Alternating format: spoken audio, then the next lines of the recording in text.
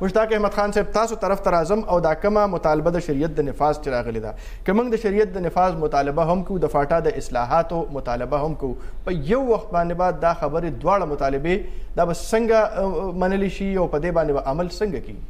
زه مختصر درې خبرې کوم. جی لومبۍ خبره خو دا کم چې د جلیل جان صاحب او د شاه ګل افریدي صاحب په منځ کې دا بحث مباحثه وشوه دا حقیقت دا چې افسوسناک دی. جی بالکل. او ماته په خپله په دې باندې درد وشو.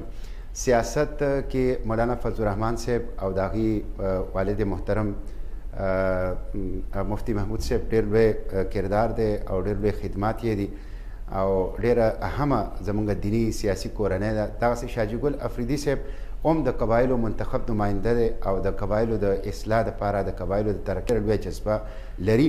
زما به دا درخواست وي چې اختلاف د سیاست ښکلا ده او سیاست وایي ډایلاګ ته، سیاست وایي دلیل ته، سیاست وایي لاجک ته، سیاست وایي سپورټسمن سپیرټ ته او سیاست وایي اختلاف سره اتفاق ته. نو دا به زما درخواست چې دا د یو حد نه سوا مخې ته نه ځي.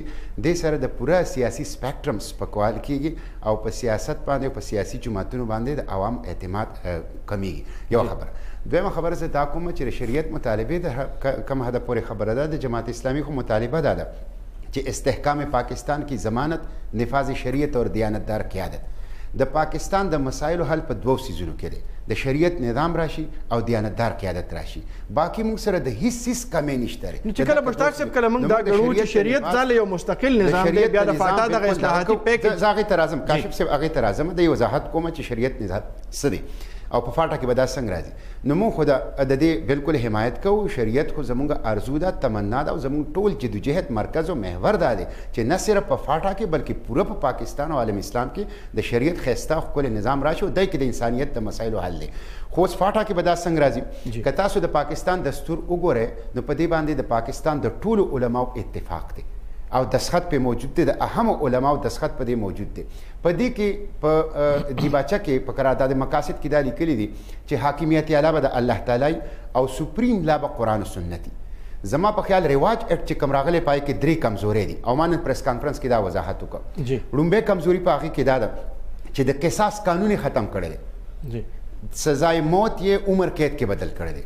دویمه خامي په هغې کې دا ده چې سرکاري افسرانو ته د دستور او د بشري حقوقو نه ماورا تحفظ ورکړی دی.